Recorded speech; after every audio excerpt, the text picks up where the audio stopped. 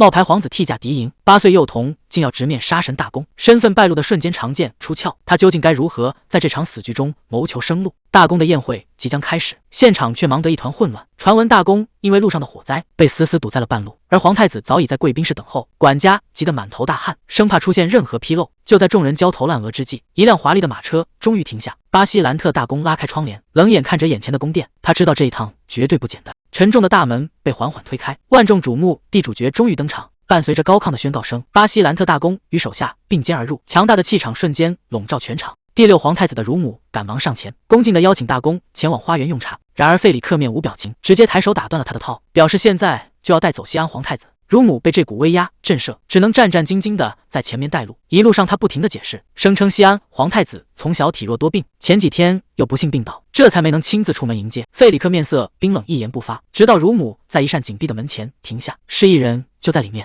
乳母轻轻推开大门，领着大公走了进去。年幼的西安微笑着迎上前，礼貌地向巴西兰特大公问好。然而费里克只看了一眼，就立刻察觉到了异样。还没等乳母反应过来，费里克已经瞬间拔出长剑，冰冷的锋刃直接指向了他。现场的气氛瞬间降到冰点。面对只在喉咙处的长剑，乳母惊恐地质问为什么要动手。费里克眼神冰冷地反问：真当他们是好糊弄的傻子吗？竟敢在人质的身份上使诈！乳母慌忙开口辩解，坚称这就是按照约定送来的西安。费里克指出，停战协议写得很清楚，送来的人质必须是紫眼皇子，而且西安今年应该已经8岁了。费里克看着眼前瘦弱的孩子，发出一声不屑的冷笑，这个小家伙怎么看都不像8岁。皇室显然是在把他们当傻子耍。被质疑年龄的西安有些慌乱，大声反驳说自己确实8岁了，还说父母也是后来才长高的。听到这话，乳母吓得脸色惨白，急忙出声打断了孩子。费里克眼神一凛，立刻抓住破绽。谁都知道帝国皇后身材娇小，这孩子却说母亲后来才长高，显然是在撒谎。看着西安那双标志性的紫眼，费里克怀疑他是皇室找来的私生子。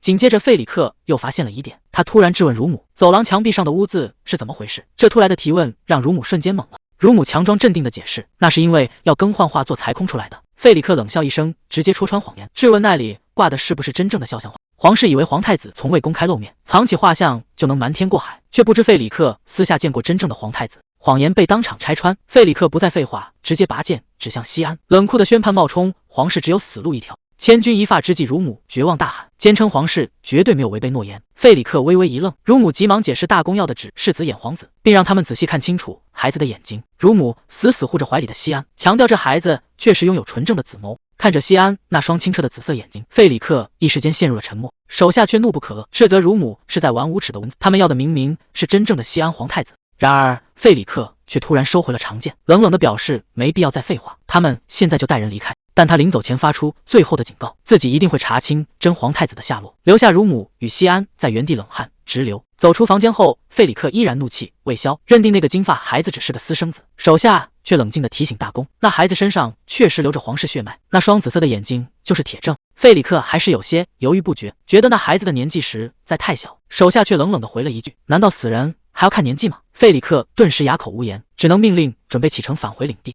而屋内的乳母也终于松了一口气，夸奖西安刚才表现得很好。危机暂时解除之后，乳母神色严肃地叮嘱西安，到了大公领地之后，无论别人怎么试探，都必须演下去，绝对不能忘记自己的身份。西安懂事地安慰乳母，让她放心。为了确保万无一失，乳母再次神色凝重地发问：殿下的名字到底是什么？西安看着乳母一字一句地回答，自己就是西安赫尔塔。乳母反复强调要死死记住这个名字，从现在起他就是帝国的第6皇子。作为平息冲突的人质前往敌营，西安的心里其实非常清楚，这一趟去大公领地根本是九死一生，只要身份露出一丁点破绽，等待他的就是万劫不复。漫天大火席卷了视线，古老的石柱在烈焰中崩塌，华丽的丝绸化为灰烬。面对这毁灭一切的灾难，西安不仅没有感到恐惧，反而张开双臂迎接混乱。这场突如其来的大火究竟隐藏着什么秘密？凄厉的惨叫声在耳边回荡，被火吞噬的黑影发出绝望的质问。西安猛地从噩梦中惊醒，冷汗浸透了衣衫。此时马车已经越过边界，正式踏入了巴西兰特大公的领地。看着窗外荒凉的景色，西安知道真正的考验已经开始。马车在崎岖的山路上颠簸，乳母递过来一杯热腾腾的饮料，西安刚喝下一口，极度的苦涩瞬间直冲天灵盖。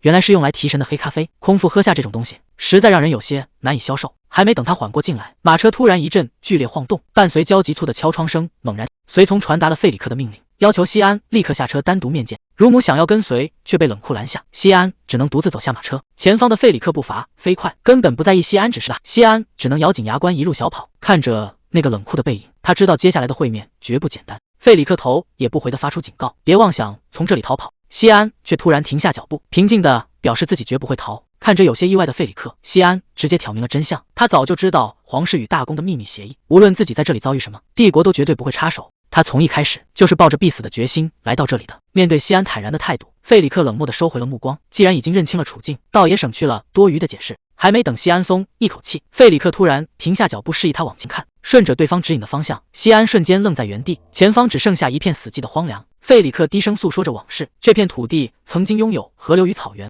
直到300年前，帝国的开国皇帝降下诅咒，才让这里彻底沦为废墟。如今诅咒仍在不断蔓延，已经快要逼近帝国的边境。西安看着那些作为边界的木桩，心中升起一股莫名的寒意。费里克直截了当地挑明，西安就是用来解除诅咒的祭品，至于是谁并不重要，只是刚好轮到了他。不过既然西安做好了赴死的准备，大公领地也会给予相应的回报。西安觉得有些讽刺，传闻中嗜血残暴的巴西兰特大公竟然还会讲究交易的公平，可对于一个注定要死的人，回报又有什么意义？西安没有求饶，反而平静地向费里克致歉，希望自己的死能彻底解决这一切。夜幕降临，马车终于抵达了城堡，这也意味着人质生涯正式开始。在空旷的房间里，西安正有些不知所措，女仆长希尔达却突然热情地迎了上来。希尔达主动在前方带路，将西安引向偏僻的别馆，因为只有家族成员才能入住主堡，而别馆的壁炉早已被封死。希尔达一边抱怨着领地极端的天气，一边热情地介绍着周围。西安表面平静，心中却升起一丝疑惑，这个女仆长似乎是故意打发走其他人，特意制造了这场单独相处的机会。希尔达指着窗外唯一的森林，透露那是大公妃5年前创造的奇迹。接着他又压低声音，爆出了关于费里克的陈年八卦。当年的大公为了追求大公妃，甚至不惜在半夜将人强行绑走。听到这些传闻，西安有些难以置信，那个冷酷无情的费里克曾经竟然如此疯狂。为了拯救这片荒芜的土地，大公妃耗尽魔力沉睡了整整5年，费里克也因此变得彻底疯狂。听到这些领地深处的秘密，西安的警惕心瞬间提到了顶点。自己不过是个随时会死的人质，这个女仆长为什么要对自己说这些？她到底在图谋什么？西安有些不安地询问乳母的下落，希尔达却让他不必担心。他缓缓走近，用极低的声音吐出一句话：“殿下，您难道不想活下去吗？”希尔达突如其来的提问让西安瞬间愣在原地，他甚至怀疑是自己产生了幻听，对方竟然扬言能帮他逃离这里。西安警惕地盯着眼前的女人，质问她难道背叛了大公？如果身为祭品的自己逃跑，这片土地的诅咒又该如何解除？希尔达的脸色平静的可怕，直言牺牲一条人命根本无济于事，留下来不过是毫无意义的送死。更让人震惊的是，他挑明自己的忠诚只属于大公妃，这背后究竟隐藏着什么秘密？希尔达直言大公妃心地善良，绝不会为了解除诅咒牺牲无辜孩子。可惜掌控一切的大公并不同意，现在唯一的关键在于西安自己如何抉择。只要他点头同意，他就能保他安全离开这片领地。面对这唯一的生路，西安却犹豫了。希尔达见状，直接逼问他是否怕死。西安支支吾吾的试图解释，却被对方一针见血的打断。既然畏惧死亡，又在犹豫什么？看着眼前这个年幼的皇子，希尔达敏锐地察觉到了异样，留下让他好好考虑的忠告后，希尔达转身引入黑暗。还没等西安平复混乱的心绪，警惕的乳母便推门走了进来。乳母试探地打听女仆长的来意，西安不想暴露逃跑计划，只能撒谎说对方在介绍森林。看着脸色苍白、神情恍惚的西安，乳母眼中满是担忧。西安借口舟车劳顿将他打发走，随着房门缓缓合上，房间里只剩下他独自一人。希尔达的提议彻底打乱了计划，这条唯一的生路，他究竟该不该走？空荡的房间里，西安长叹一口气，脑海中全是希尔达临走前的质问。他疲惫地瘫倒在柔软的床上。其实他犹豫的真正原因，是因为他早已接受了死亡的宿命。作为维持和平的政治牺牲品，赫尔塔帝国的第6皇子西安，这个尊贵身份的背后，竟然隐藏着一个颠覆认知的秘密。他根本不是什么帝国皇子，这高贵的血统不过是他被雇佣来扮演的角色。事实上，他是一个职业演员，不仅真实年龄已经10岁，甚至还是个女扮男装的女孩。他的体内没有半滴皇室血脉，只是个恰好拥有紫色眼睛的平民。而他隐藏在最深处的真实身份，其实是一个被判处死刑的重刑犯。他的真名叫做莱蒂西亚，在获得这个名字之前，他只是个在街头等死的无名孤儿。谁能想到高贵的帝国皇子真实身份竟是女扮男装的演员？不仅年龄和性别全是伪装，连那双象征皇室的紫色眼睛也只是平民出身的巧合罢了。希尔达的质问勾起了他的回忆，那时他还不是尊贵的皇子，只是个在街头为温饱挣扎的孤儿。为了活命，他伸手偷了路边的面包，却因为运气太差被当场抓住。愤怒的摊主揪住他的衣领，大肆打骂。就在他以为自己要被打死的时候，一个衣着华丽的男人挡在身前。男人随手抛出一枚硬币买下他。这个神秘男人的出现，彻底改写了他悲惨的命运。见到那枚闪闪发光的银币，摊主立刻换上一副谄媚的嘴脸，拿了钱便千恩万谢的离开，只留下年幼的他独自面对贵族。看着对方华丽的衣着与阔绰的出手，他深知这个男人的身份非同一般。在孤儿的认知里，贵族皆是残暴之徒。他本以为自己即将迎来一顿毒打，然而对方不仅没有动手，反而意味深长地看着他，夸赞他是一个极有潜力的人才。男人蹲下身子，温柔地发出邀请，问他是否愿意跟着自己离开。这一步踏出，便彻底改变了人生。后来他得知这个男人名叫波尔巴，是帝国首都最红剧团的团长。他不仅给了无家可归的他温饱，还极力邀请他成为一名演员。起初这个胆小的孤儿连说话都发抖，但为了生存，他拼了命地练习演技。谁能想到，曾经街头乞讨的乞丐，最终会在万众瞩目的舞台上闪耀。舞台上戏剧正在高潮处上演，他扮演的天使吊着威亚从天而降，绝美的扮相瞬间惊艳了全场观众。看着台下排山倒海般的掌声，他曾天真的以为是自己天赋异禀。直到后来，他才得知残酷的真相。团长波尔巴看中的根本不是演技，纯粹是相中了他那张精致的脸。虽然这个误会让人哭笑不得，但能有一个遮风挡雨的容身之所，对当时的他来说已经是莫大救赎。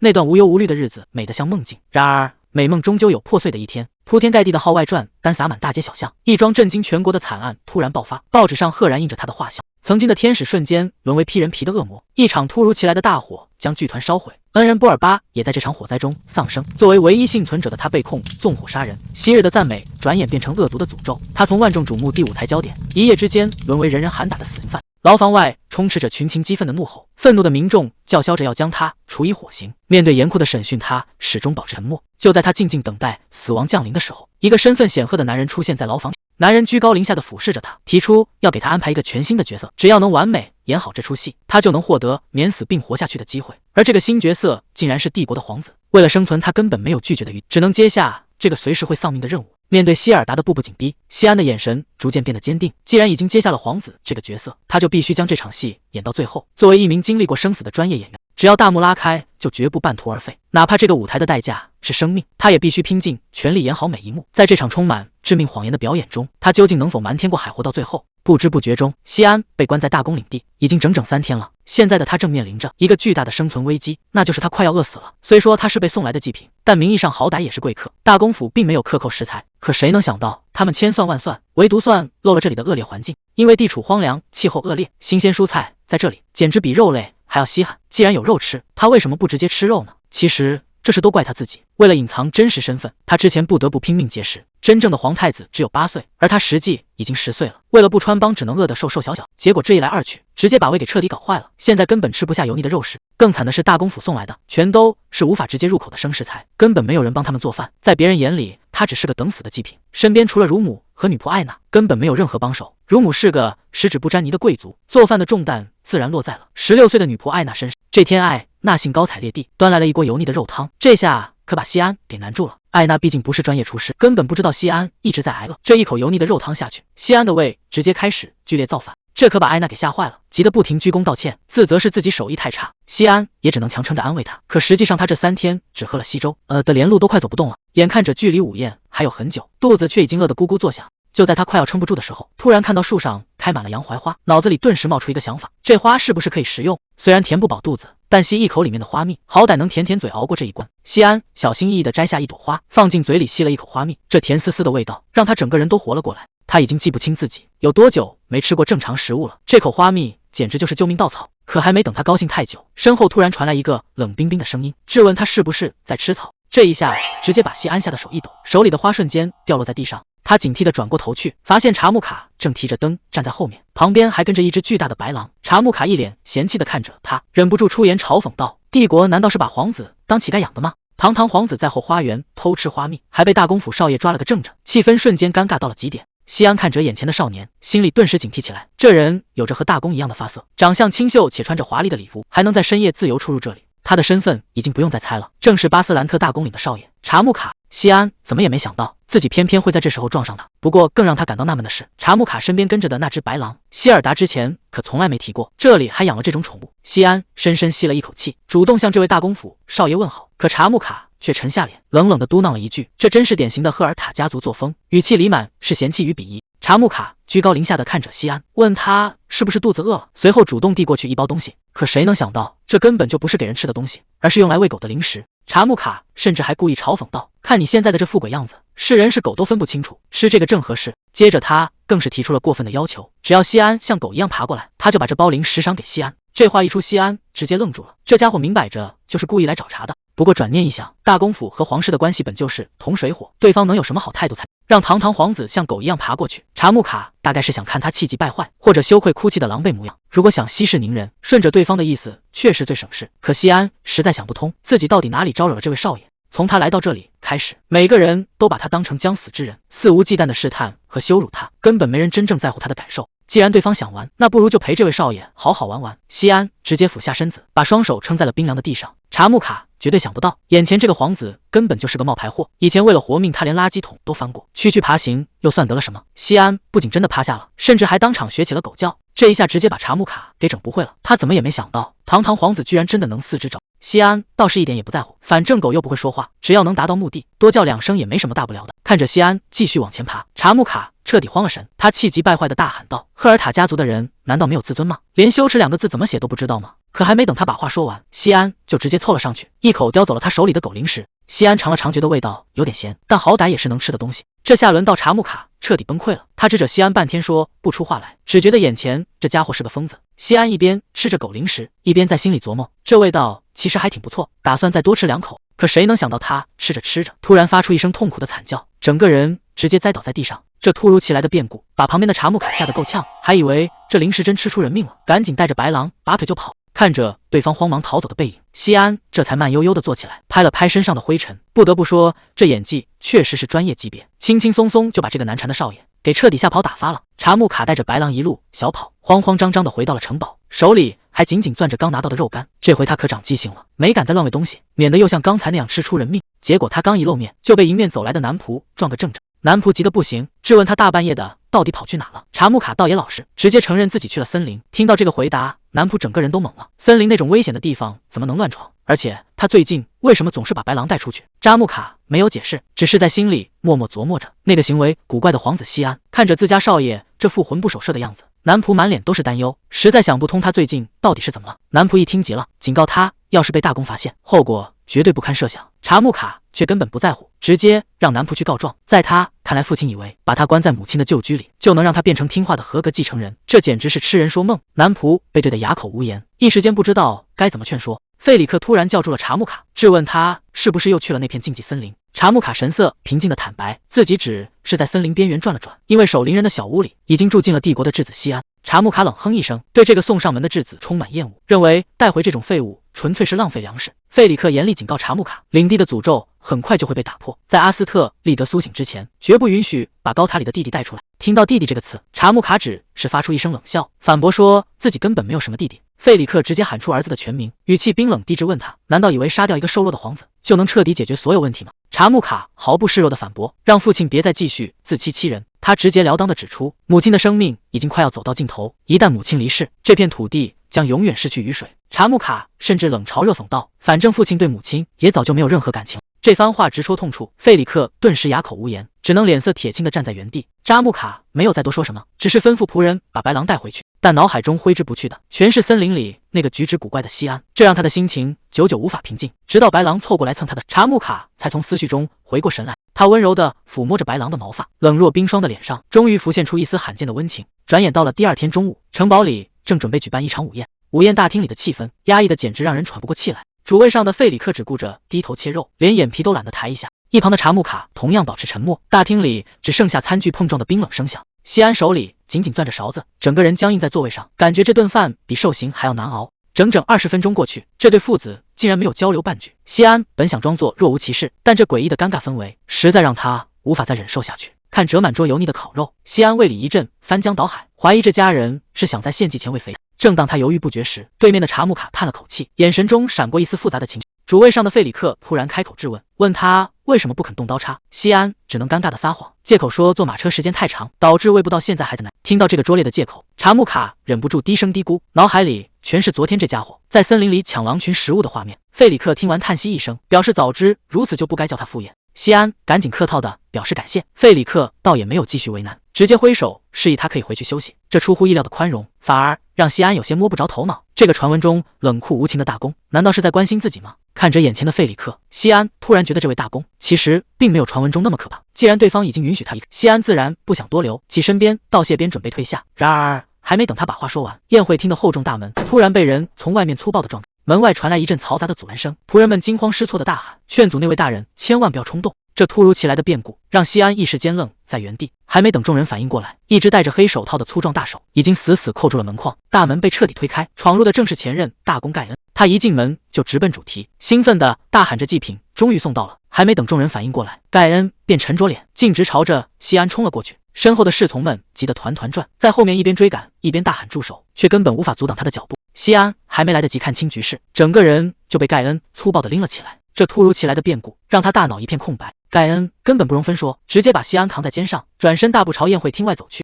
一旁的查木卡见状心急如焚，试图上前出手拦截，却根本不是盖恩的对手。情急之下，查木卡只能扯着嗓子大喊，威胁说要去向祖母告状。令人意想不到的是，听到祖母这两个字，气势汹汹的盖恩竟然真的停下了脚步。盖恩只是微微一顿，随即不再理会身后的喊声，扛着西安一路狂奔而去。查木卡在后面拼命追赶，累得气喘吁吁，却只能眼睁睁看着两人消失在视线中。没过多久，盖恩就把西安带到了一片荒凉的郊外，望着四周死气沉沉的景象，西安忍不住在心中暗自叫苦，怀疑自己今天就要交代在这里。但他很快强迫自己冷静下来，回想起查木卡刚才慌乱的反应，他立刻意识到盖恩的疯狂举动绝对不在计划之内。而且查木卡之前称呼这个人为祖父，那么眼前这个威严男人的身份显然就是前任大公盖恩。西安在脑海中飞速盘算，如果这只是前任大公的擅自行，就算出了差错也是大公府的责任，反正自己只是个替身祭品，死活本就无足轻重。只是没想到危机来得如此突然。就在这时，盖恩突然一把按住他，冷冷的表示在动手献祭之前，必须先确认他是不是真正的祭品。听到这话，西安顿时愣在原地，不明白什么叫真正的祭品。盖恩面无表情的解释，如果献祭了错误的人，那么一切都将毫无意义。接着他伸出戴着黑手套的手，展示出一片枯萎的树叶，声称这是来自圣地的落叶，只要离开湖泊范围就会瞬间枯萎。盖恩语气冰冷地宣告，如果西安是真正的祭品，就必须能解除这片树叶上的诅咒。这下西安彻底慌了神，他万万没有料到献祭之前居然还要通过测试，一旦测试失败，他这个冒牌皇子的身份将在瞬间彻底暴露。可盖恩根本不给他退缩的机会，直接动手逼迫他，展示能拯救这片土地的奇迹。其实西安早就想通了，自己横竖都是个死，就算是真的皇子，也是被送去献祭的命，要是被发现是冒牌货，更是死罪难逃。从坐上马车的那一刻起，他就没打算活着回去。但他现在最担心的根本不是自己的命，而是当初签下的那份契约。对方明明答应过他，只要乖乖扮演好祭品，就会放过他的家人。可要是现在被拆穿，家人的命就保不住了。阴暗的牢房里，西安双手带着沉重的铁链，他急切地询问外面的人，自己的家人是否还活着。得到的回答却无比残酷，大部分人都已经死了，剩下的也受了重伤，不赶紧救治，根本撑不了多久。而这正是对方要挟他的筹码。那个高高在上的皇子伸出手，开出了唯一的条件，只要西安代替他去送死，他就会立刻救治幸存者。看着眼前的铁栏杆，西安根本没有拒绝的权利。为了家人的性命，他只能咬牙答应这笔交易。西安愤怒地反驳，对方其实心知肚明，自己根本没有放火烧死家人。如果他真是冷血的恶魔，对方又怎敢用家人的命来威胁他做交易？说白了，这帮人只想找个替罪羊，而他刚好长了一双对方需要的紫色眼睛。可即便知道被冤枉，西安也根本没有选择的余地。在他的记忆里，妹妹曾经那么耀眼，抱着向日葵笑得无比灿烂。为了守护家人的生命，他只能选择妥协。只要能保住家人的性命，他愿意扮演这个替身祭品，这是他唯一的希望。可如果自己死得毫无价值，连家人也没能救下来，那一切就都白费了。就在他感到绝望时，一片枯萎的叶子落在他头上，下一秒奇迹发生了，原本死气沉沉的枯叶竟然爆发出耀眼的绿光，重新恢复了生机。这一下，连旁边准备看笑话的盖恩都彻底看傻了眼。看着头上重新变绿的叶子，西安整个人都懵了，根本不知道是怎么回事。旁边的盖恩却突然狂笑起来，看来费里克这次还真带回了一个合格的祭品。看着盖恩兴奋的样子，西安的心里只剩下恐慌。还没等西安反应过来，盖恩已经握紧了拳头。既然身份已经确认，那就没什么好犹豫的了。我会记住你的牺牲。话音刚落，盖恩直接痛下杀手，西安彻底没有了退路。面对盖恩的致命一击，西安吓得闭上了眼睛，以为自己这回死定了。千钧一发之际，费里克竟然及时赶到，直接挡下了这一击。父亲一时冲动杀掉他，根本解决不了任何问题。盖恩很不爽地啧了一声，但还是停下了手。你这次动作倒是挺快，西安的小命暂时保住了，但接下来的局势依然不容乐观。费里克回应道，我不像你还能像谁？盖恩沉着脸开口，我已经一天也等不下去了。费里克喊道，这决定太冒险了，万一失败了怎么办？盖恩质问道，再等下去情况只会更糟，湖泊正在不断缩小。费里克恭敬地说，我正在寻找新的水源，只有准备充足才能万无一失，根本来不及了。万一这个瘦弱的皇子逃跑，我们就彻底没机会了。听到两人的争论，躲在后面的西安整个人都懵了，他的处境比想象中还要危险。西安整个人都凌乱了，他怎么也想不通，为什么测试会成功？难道自己真是皇帝的私生子？但他很快否定了这个想法，这实在太荒谬了。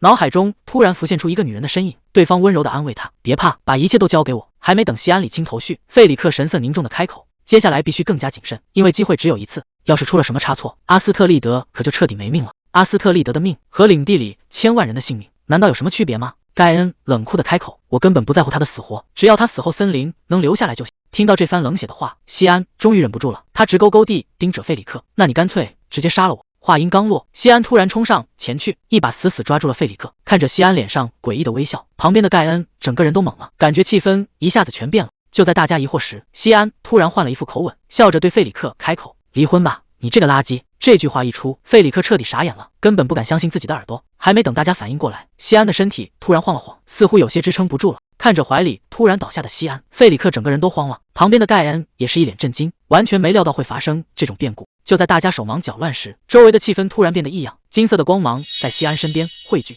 紧接着西安的意识开始模糊，整个人彻底失去了知觉。等他再次睁开眼时，周围的场景已经完全变了，这地方看着怎么那么像剧院的化妆室？西安有些摸不着头脑，明明刚才还在湖边，怎么一眨眼就到了这地方？他怀疑自己是在做梦，而且还是个清醒梦。就在这时，眼前的帘子后面突然走出来一个神秘女人。“你好啊，小家伙！”这一下直接把西安给整不会了。看着眼前这个被白玫瑰环绕的女人，西安一时间根本反应不过来。还没等西安反应过来，眼前这位高贵的女人突然有了动作。阿斯特利德一把抱住西安，兴奋地大喊着：“真可爱！”这突如其来的热情直接让西安僵在原地。阿斯特利德看着他，笑着夸奖他长得俊俏，就像自己的儿子一样。西安有些尴尬的开口，一时间彻底摸不着头脑。阿斯特利德一脸遗憾，要是自己身体好，真想收西安当徒弟。他以为西安是剧团的演员，根本没想到皇室会送来真皇子。西安有些迟疑，试探着称呼对方为殿下。阿斯特利德温柔地笑了笑，顺手把西安抱进怀里。他笑着解释自己已经决定离婚，所以不再是什么殿下，以后直接叫他阿斯特利德就好。看着眼前温柔的女人，西安一时间有些失神，他紧张地改口叫他阿斯特利德，并好奇地询问这里是不是梦境。阿斯特利德微笑着解释，这里其实是西安的潜意识，自己只是顺路过来看看。西安赶紧追问，之前枯叶复活是不是因为他的帮助？阿斯特利德却摇了摇头，明确表示自己什么都没做，那完全是西安自己的力量。西安有些不敢置信，难道自己真的拥有皇室血统？阿斯特利德却一口否定，他神色严肃地告诉西安，他身上的力量比区皇室血统要厉害得多。这片土地之所以如此荒凉，全是因为第一代皇帝的诅咒。西安表示大公已经告诉了他不少事。阿斯特利德听完叹了口气，他透露了一个更惊人的秘密，虽然诅咒是第一代皇帝下的，但现在光靠皇室血脉根本没用。西安有些急切地追问，毕竟大家都说只要献祭皇室就行。阿斯特利德无奈地解释，自己当年只说需要紫色眼睛的人是费里克，他们自己误会了。接着他看着西安，说出了一个更震撼的真相，其实是他主动把西安召唤来的。听到这句话，西安整个人都傻眼了。阿斯特利德有些无奈，虽然是他设下的条件，但他压根没想过费里克能成功，因为这几乎是不可能完成的任务。他也很好奇费里克是怎么找到的。看着眼前的阿斯特利德，西安觉得他脸上的表情非常复杂。就在这时，阿斯特利德温柔地握住他的手，说出了一个让他无法置信的真相，其实西安和他一样，也是一名魔法师。听到这个词，西安整个人都愣住了。阿斯特利德微笑着告诉他，虽然他现在还没有觉醒，但他能感受到他体内强大的力量。事情变得越来越有意思了。阿斯特利德解释说，西安体内的魔法尝试过觉醒，只是没有完全成功，等时机到了就会自然觉醒。但还有一种更粗暴的办法，那就是用相反的属性去刺激他。既然西安和他一样都是水属性，阿斯特利德笑着提议，要不直接跳进火里试试。听到这个疯狂的建议，西安整个人都吓傻了。阿斯特利德赶紧安慰他说，相反的属性死不了人，还建议他如果一直没觉醒，就找机会去魔法塔，他保证自己的师傅是个厉害人，肯定会收西安当徒弟。可西安关心的根本不是这个，他有些迟疑地问，如果自己真的去了魔法塔，那这片土地该怎么办？魔法塔会帮大家解除诅咒吗？听到这个问题，阿斯特利德一下子沉默了。阿斯特利德告诉西安，魔法塔为了带走魔法师，向来都会支付极其昂贵的代价。当年为了带走他，魔法塔不仅送了12个仓库和黄金，甚至还在沙漠里开辟了一条河流。而西安的价值只会比这更高，只要大公国开口，魔法塔随时能为这里降雨造湖。但西安很快抓住了重点，这意思是不是说魔法塔其实根本无法彻底解除诅咒？阿斯特利德没有否认，但他觉得这根本不是西安该操心的，这是大公国自己要解决的难题。可西安没办法装作若无其事，他紧张地攥紧了衣角，回想起之前自己碰过的那片枯叶，当时诅咒确实解除了，枯叶也重新恢复了生机，再加上大公在那么苛刻的条件下，居然还是精准地找到了他，这让西安脑海中冒出一个惊人的想法，难道这片土地真正需要的根本不是什么皇室血脉，而是他自己？听到这个猜测，阿斯特利德一下子愣住了。看着眼前微笑的阿斯特利德，西安有些不知所措，可阿斯特利德却突然收起笑容，非常严肃地否定了西安的猜测。他说事情根本不是这样的。阿斯特利德解释说，演员在第一次拿到剧本时，都会被要求控制好自己的身体反应，这样才能演得自然。比如突然加快的呼吸、频繁的眨眼，或者是用舌头舔干燥的嘴唇。因为这些小动作全都是说谎时露出的破绽，会让人一眼看穿。而此时的阿斯特利德似乎正试图通过这些细节向西安传达某种被隐藏的真相。西安有些自嘲地问自己的死是不是真的有价值。阿斯特利德听到这话，整个人都愣住了。等西安再次恢复意识，只觉得脑子里乱成一团。他隐约记得阿斯特利德在最后似乎拼命想告诉他些什么。梦境里那个女人神色焦急，不停地警告他绝对不能做某件事，可无论西安怎么努力去听，也根本听不清对方说了什么。就在他迷迷糊糊睁开眼时，却发现床边竟然坐着一个人。等看清对方是查木卡后，西安吓得一下子清醒了过来。西安迷迷糊糊的醒来，还没等他弄清楚自己在哪，一转头就看到查木卡正坐在床边看着他。西安看着周围陌生的环境，心里直犯嘀咕，这地方不仅不是他的房间，而且所有的窗帘都被拉得死死的，屋里黑得伸手不见五指。就在西安打算伸手拉开窗帘时，一只手突然伸过来按住了他。查木卡冷冷地警告他，绝对不能拉开窗帘，除非他想被大公当场解决掉。查木卡冷冷地丢下一句跟我来，就直接在前面带路。西安虽然心里直犯嘀咕，但也只能老老实实地跟上去。可谁能想到，西安这身体实在太虚弱了，还没走2步就直接摔了个大跟头。西安有些慌乱地解释，说自己只是没站稳，可实际上他连站起来的力气都快没有了。看着眼前这个弱不禁风的家伙，查木卡心里充满了怀疑。他实在想不通，父亲为什么要把这样一个累赘带进塔里。可事已至此，查木卡也只能无奈地叹了口气。看来接下来的路比他想象的还要麻烦。西安正深一脚浅一脚地跟着，突然感觉头上落下一件白斗篷，直接把他整个人都给罩住了。还没等西安反应过来，查木卡冷冷地解释说，这里不是他该看的地方，必须把头蒙起来。查木卡直接蹲下身子，冷冷地让西安爬到背上来。看着眼前高高在上的少爷，西安一时间有些犹豫。查木卡有些不耐烦的催促，特意叮嘱他闭上眼睛，绝对不能乱看。无奈之下，西安只能老实趴了上去，任由查木卡背着自己往前走。寂静的通道里，西安趴在查木卡背上，心里有些过意不去。他迟疑的开口，小声向对方道谢：“谢谢少爷，愿意帮他。”听到这个称呼，查木卡却显得有些不高兴，冷冷的回了一句：“以后别这么叫他。”气氛瞬间变得有些微妙。少年突然开口自我介绍，说他叫查木卡，让西安以后直接叫名字。这下西安有些懵了，他迟疑的答应下来，心里却直犯嘀咕：这家伙以前明明很讨厌自己，怎么突然变得这么友好？直接叫名字，通常是关系亲密的人才会做的事。还没等西安想明白，查木卡突然冷不丁的发问，问西安知不知道大公要杀他。听到这话，西安老老实实的承认了，但他表示大公还没说具体时间。看来大公和扎木卡在这件事上想法似乎并不太一样。查木卡没再多说什么，只是背着西安继续沉默地朝着黑暗深处走去。查木卡有些无奈地表示，西安说起自己的生死，简直就像在说别人的事一样。西安却显得很平静，他觉得自己只是认清了现实，而且只要他乖乖配合，对方的任务也能轻松不少。毕竟献祭是为了解除这片土地的诅咒。听到这话，查木卡突然停下脚步，冷冷地反问：“你难道真的相信这种鬼话吗？”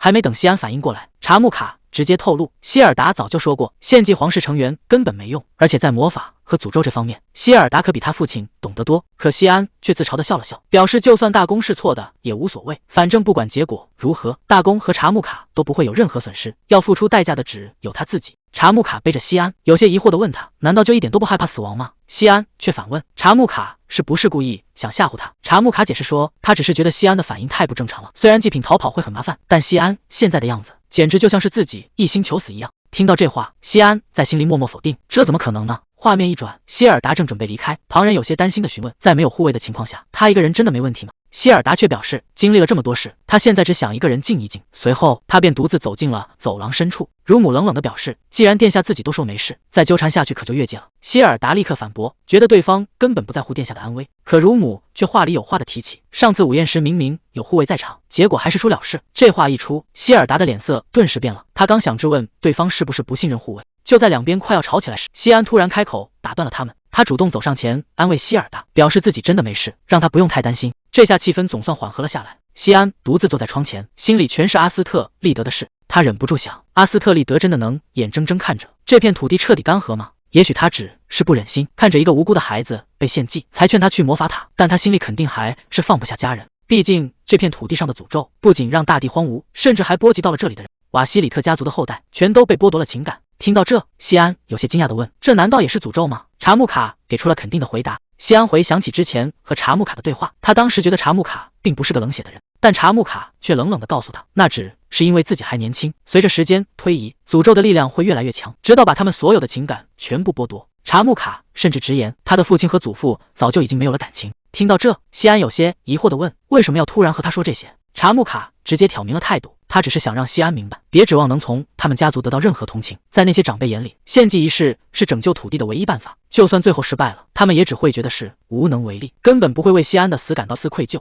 这番话让西安彻底明白了自己接下来的处境。查木卡冷冷地警告西安，如果不想白白送命，最好表现得聪明一点。虽然查木卡嘴上不饶人，但西安能感觉得出来，对方其实是在用自己的方式关心他。可就算知道了这些秘密，西安的处境也并没有任何改变，他依然是那个被推上祭坛的牺牲品。西安独自坐在窗前，看着外面的夜色，心里五味杂陈。一开始他以为自己只是个无辜的质子，莫名其妙就要被送去送死，可现在他才知道，自己的牺牲是为了拯救这片干涸的土地。想到这，西安自嘲地笑了笑，也许这就是他无法逃避的宿命吧。原来所谓的紫色眼睛，不过是魔法师的代名词。这片土地真正想要的，其实是一个魔法师的命。既然已经知道了觉醒的条件，西安的心里也有了打算。就在这时，盖恩竟然顺着绳子翻窗潜了进来，两人还没来得及说话，西安直接走了进来，这下可把盖恩堵了个正着。看着翻窗进来的盖恩，西安不仅没有害怕，反而平静地表示自己已经等他很久了。这反应让盖恩有些意外，既然西安这么识趣，他也懒得废话，准备直接带人走。可还没等盖恩动手，西安却突然提出了一个要求。他看着盖恩，问对方能不能放火烧了自己。看着西安那一脸认真的样子，盖恩整个人都傻了，他甚至怀疑自己是不是听错了。憋了半天，盖恩终于忍不住问了一句：“你刚刚说什么？”费里克在书房里处理政务，随口询问父亲盖恩的行踪，身旁的下属顿时支支吾吾，半天也说不出一句完话。因为此时整个城堡的仆人都疯了，那个平日里冷酷无情的盖恩，竟然把小皇子西安抱在怀里，大摇大摆的在城堡里散步。费里克有些头疼的叹了口气，询问父亲溺爱那个小皇子到底已经持续了几天。下属老老实实的回答，算上今天已经是第4天了，而且皇子的乳母一直在哭诉，担心娇弱的皇子出什么意外。费里克听完一时间有些无语，下属则在一旁轻声安慰，至少盖恩现在只是在照顾他，说明他暂时放弃了加害的念头。此时走廊里的盖恩看着西安，嫌弃的吩咐女仆去换掉粗糙的衣服，重新用上等的棉花做一套新的。下属觉得盖恩带孩子没问题，费里克却冷冷地反问了一句：“难道忘了父亲当年为什么离婚吗？”这一句话瞬间勾起了5年前的回忆。当时城堡里的女仆都在私下议论，大公夫人因为生2胎出了意外，连孩子都没保住，就彻底消失了。而这一切的背后，似乎隐藏着更深、更残酷的秘密。前任大公夫人伊萨娜深受爱戴，可是在一次家庭聚餐时，盖恩却当着妻子的面，冷冰冰地对儿子费里克说：“既然你母亲没能保住第2个孩子，那我就只能找别的女人再生一个。”听到丈夫说出这种毫无感情的话，伊萨娜当场愤怒地砸碎了杯子，痛骂盖恩根本不配为人。伊萨娜用银盘砸向盖恩之后，直接收拾行李回了娘家。第2天就送来了离婚协议书，可盖恩态度强硬，死活不肯签字。费里克见状，直接把亲爹关进地牢，自己代替父亲在协议书上签了字，强行让他们结束了婚姻。而现在就是这样一个冷酷的父亲，居然亲自照顾起小皇子西安。听完盖恩当年的荒唐事，下属也只能无奈的苦笑。就在两人交谈的时候，走廊地上稀稀拉拉掉了一路肉干，西安路过便顺手全捡进了兜里。这一幕正好被费里克和下属看到，两人直接愣在原地，满脸疑惑。费里克实在看不下去，走上前警告，让西安以后少捡地上的脏东西。西安刚想继续往前走，迎面就撞上了冷着脸的盖恩。盖恩询问他去了哪里，西安老实回答去书房确认事情。盖恩让他扔掉兜里的脏东西，并承诺会给他准备像样的点心。回到房间后，盖恩主动递上巧克力，教育他以后绝对不能吃掉在地上的东西。西安有些委屈的小声解释，自己根本没打算吃这些肉干。西安解释自己只是想把肉干喂给旁边正在熟睡的白狼。他推测这些肉干是查木卡为了引诱白狼故意撒在路上的。听到西安这番有条有理的分析，盖恩忍不住夸赞他确实聪明。随后盖恩将话题转回了正事，他严肃地向西安确认，是不是真的想通过跳进火里来测试自己到底是不是魔法师。盖恩很清楚那天出现的力量绝对不属于这个年幼的皇子，但他绝不能由着西安胡来，因为西安是解除诅咒唯一的祭品，如果直接被火烧成了灰烬，那一切计划就都前功尽弃了。盖恩冷冷地告诉西安，解除诅咒的唯一方法是把祭品淹死在水里。既然火烧这条路走不通，西安也只能妥协，寻找别的方法。盖恩突然拉起西安的手，直接按在了白狼的身上。西安本以为会发生什么危险，只能试探着摸了摸白狼，没想到这只凶猛的白狼不仅没有抗拒，反而非常亲密。盖恩见状便主动退到了一边，让西安留下来陪白狼玩耍。这样做好了严苛考验准备的西安，一时间有些不知所措。西安主动走上前去，友好的跟白狼打招呼，还夸赞他的眼睛非常漂亮。白狼一开始表现得十分温顺，甚至亲昵地舔了舔西安的脸，逗得西安忍不住咯咯直笑。可就在气氛一片祥和的时候，白狼的眼神却突然变得无比凶狠。一旁的盖恩察觉到不对劲，急忙大喊让西安快点躲开。还没等西安反应过来，白狼已经张开血盆大口，猛地朝他扑了上去。查木卡最近带在身边的蓝眼狼狗鸣叫谈，在整个府邸里没人敢把他当宠物对待，仆人们见到他都得恭敬地称呼个。查木卡牵着他时，旁人都要低头行礼。这家伙特殊，不仅是因为高贵的外表，更因为他身上拥有着觉醒的魔。坦虽然不会魔法，却能嗅到隐藏的魔力。盖恩在一旁默默观察着这只巨兽，突然发现坦的身上魔力反应极其强烈，魔力天生就会被更强大的力量所吸引，能让坦主动亲近，说明西安的力量不简单。盖恩不禁想起了沉睡至今的阿斯特利德，如果西安的魔力不够强大，等待他的恐怕也是同样的悲惨下场。如果这孩子没有魔法天赋，那他作为皇子就没有任何利用价值。为了验证西安到底有没有这份力量，盖恩突然大声下令，让坦发动攻击。巨兽猛地扑向毫无防备的西安，就在千钧一发之际，场上异变突生。盖恩脸色大变，急忙大喊让坦停下。幸好费里克及时赶到，一把抱起西安。他怒不可遏地质问父亲是不是疯了，居然想用魔兽来除掉帝国的皇子。盖恩却一脸平静的辩解只是测试。费里克根本不信父亲的这套说辞，直言要是自己晚来一步，皇子就没命了。盖恩依然嘴硬，觉得儿子是多管闲事。看着这对父子在走廊里吵得不可开交，一旁的下属也感到十分无语。费里克懒得废话，直接把西安护在身后，宣布从今天起由他来亲自保护皇子。盖恩刚想反对，却被费里克冷冷打断，提醒他现在自己才是这个家的家主。随后费里克叫来守卫，强行带走了父亲。盖恩这次彻底踢到了铁板上，直接被亲儿子关进了地下7层地牢。为了防止意外，费里克特意下了命令，把西安接到了主房最豪华的房间。看着忙碌的希尔达，心里十分自责，主动向西安道歉，怪自己没能保护好他。他看着娇弱的皇子，眼里满是担忧。希尔达轻声安慰着受惊的西安，说以后有费里克保护，不用再担心。西安却有些不安地打听盖恩的下场。希尔达叹了口气，说他被关进了地牢，按照以往的规矩，关个10天就会放出来。听到这个期限，西安这才松了一口气，微笑着向希尔达表达了谢意。乳母很快帮西安把新房间收拾妥当，还贴心的为他泡好了一杯热茶。西安礼貌道谢，并劝他早点去休息。可乳母并没有离开，反而神色担忧。他低声询问西安，觉得巴西兰特家族的人对他到底好不好？这个问题让西安瞬间愣在了原地。西安疑惑地回答，觉得对方对自己挺好，不仅换了房间，还加派了守卫保护。听出乳母话里有话，西安追问其用意。希尔达神色严肃地警告他别被骗了。华丽的衣服和美食根本算不上善意，这里的款待冰冷的没有任何温度，他们只是把西安当成需要保养的祭品。西安无奈地解释自己的命在人家手里，讨好他们只是为了能安稳地活下。乳母却立刻打断他，神色无比严肃，警告他绝对不能和这里的人走得太近，毕竟他只是个替真正的皇子顶包的替身，一旦被人发现他其实是个女孩，那整个皇室都将陷入万劫不复的深渊。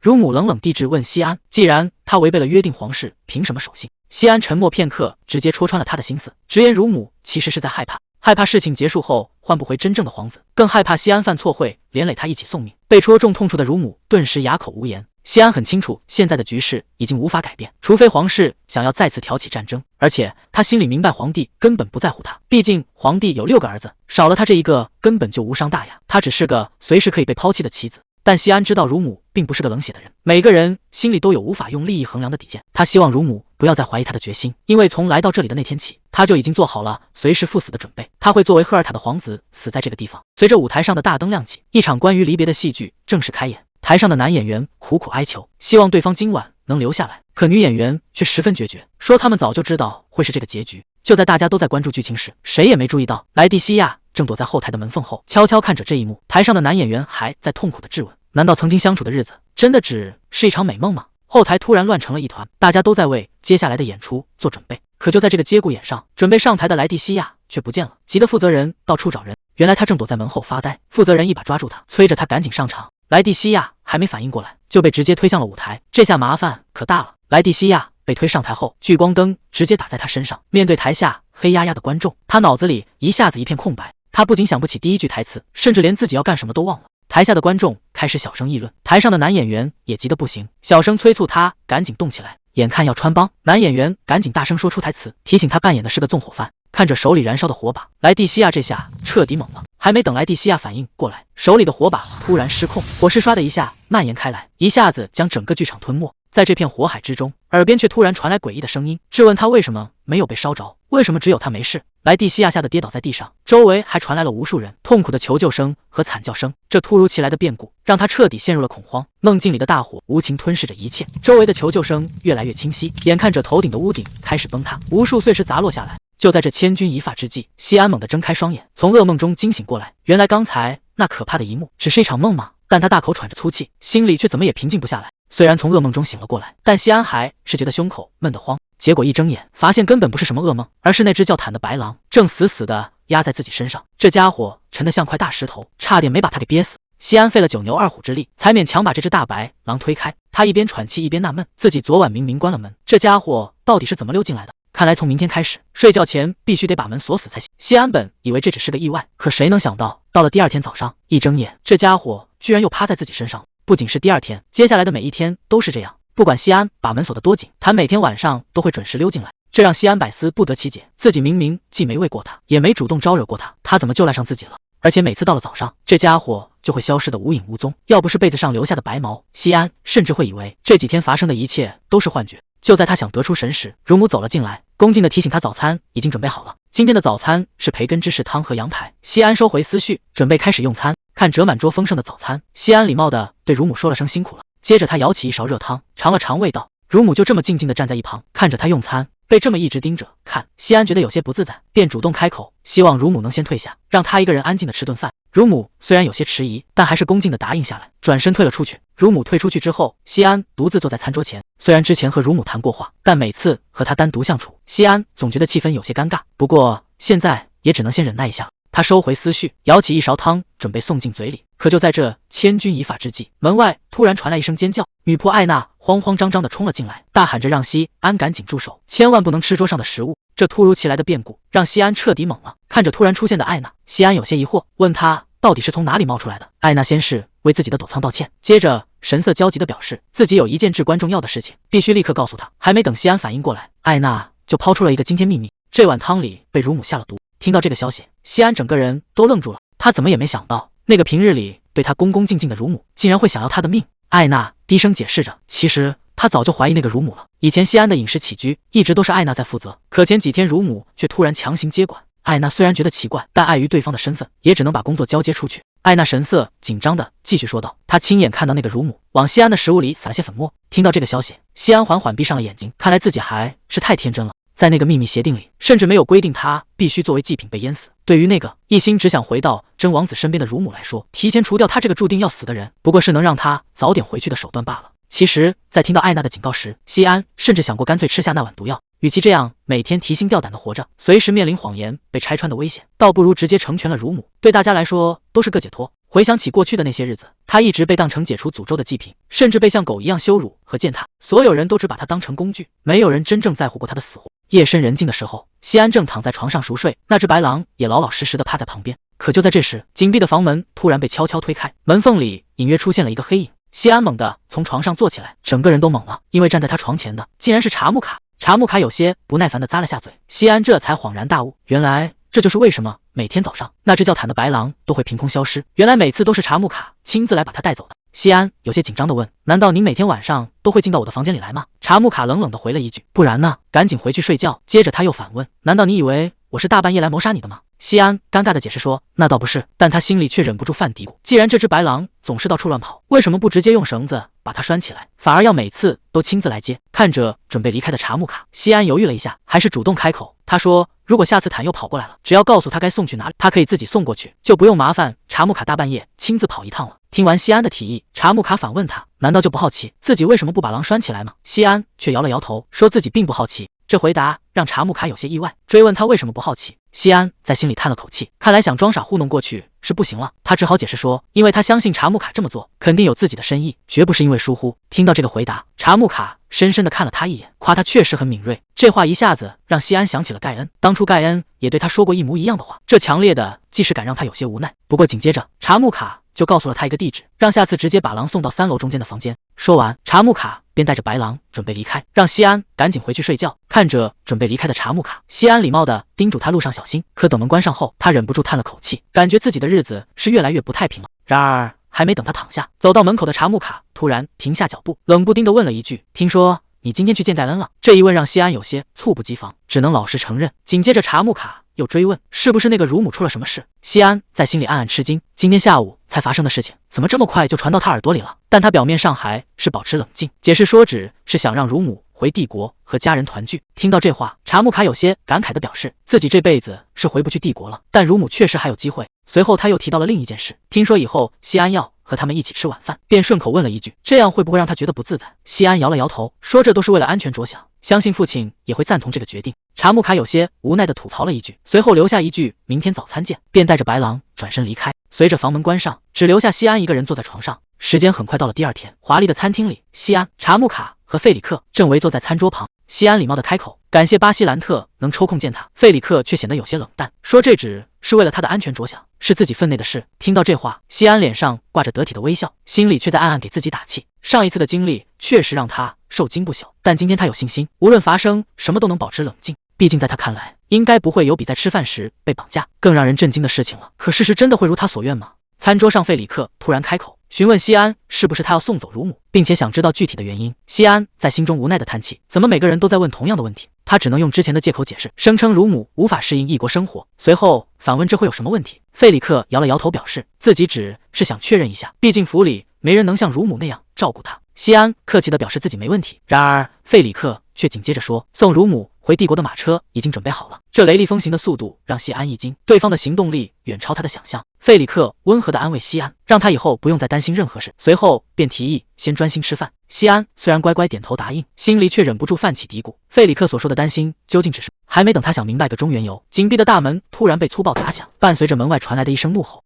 此时的大公府门外，乳母被粗暴地塞进马车，他气急败坏地大声质问，要把自己送去什么地方？侍从面无表情地宣告，从今天起他被正式遣送回帝国。乳母还在极力地狡辩，声称自己不能丢下殿下独自离开。侍从冷笑一声，戳穿伪装，直言殿下的食物里发现了毒药。随后侍从将此事汇报，得知真相的费里克却异常平静，只是淡淡地反问了一句是吗？侍从低声向费里克汇报，经过暗中调查，那份食物确实有毒，虽然毒性微弱，连银器都验不出，但对年幼的孩子来说足够致命。不仅如此，侍从面露犹豫，还是说出了自己最深的怀疑。他怀疑西安一直遭受乳母的虐待，因为西安的身体实在太瘦小，刚来大公府时整个人骨瘦如柴，甚至连皮肤和嘴唇都异常粗糙。这个罚现让事态变得无比严重，乳母不仅下毒，还在暗中虐待殿下。侍从神色凝重地继续汇报，因为私生子的尴尬身份，西安在帝国从未得到妥善照顾，以他如今虚弱的身体状况，哪怕微量毒药后果都无法想象。听到这里，费里克冷冷打断，表示这件事情绝不能就此罢休。费里克强调，西安是医协定送来的，如今就是巴西兰特家族的财产，他容忍帝国的眼线是为了西安方便，但这绝不代表对方可以为所欲为。费里克猛地一用力，手中的羽毛笔被瞬间折断，帝国这次彻底踩到了他的底线。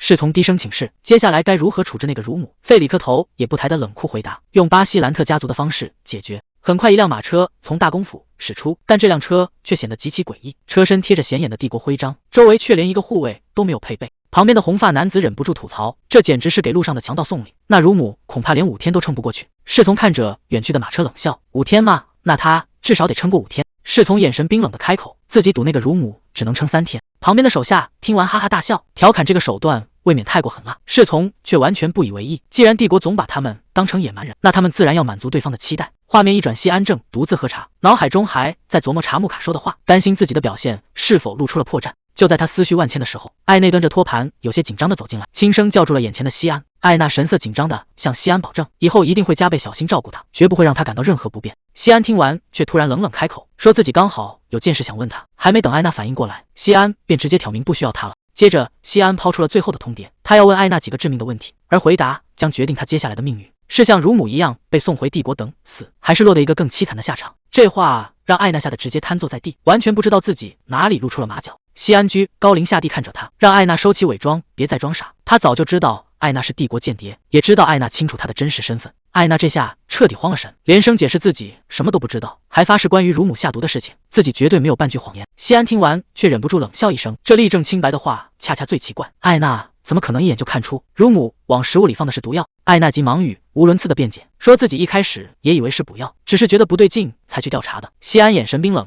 直接戳穿谎言。既然是碰巧看到，又急忙汇报，怎么可能有时间去进行调查？西安步步紧逼地质问艾娜，到底为什么要时刻监视乳母？是因为怀疑，还是因为本就是任务？艾娜急忙大声的辩解，坚称事情根本不是那样，自己只是为了负责殿下的饮食，才会格外关注乳母的一举一动。然而还没等他把话说完，西安就冷冷的出声打断，示意他不用再做无谓的解释。西安缓缓地站起身来，表示就算艾娜说的是真话，但他从何时开始监视乳母，又凭什么认定乳母一定会下毒？西安一步步走到艾娜面前，冷漠地俯视着瘫软的女人，表示无论艾娜给出什么理由，他都可以当成借口去相信，但这并不是他怀疑艾娜的唯一原因。西安直接伸手捏住艾内的下巴，强迫她抬起头直视自己的眼睛，冰冷的温度让艾娜浑身颤抖。她知道自己这次彻底没有了退路。西安死盯着眼前的艾娜，冷冷质问他是不是在撒谎。西安一把将他甩开，居高临下地质问他：难道以为事到如今还能继续装傻吗？看着艾娜的反应，西安更加确信了自己的猜测。他直接指出了对方脸上的破绽，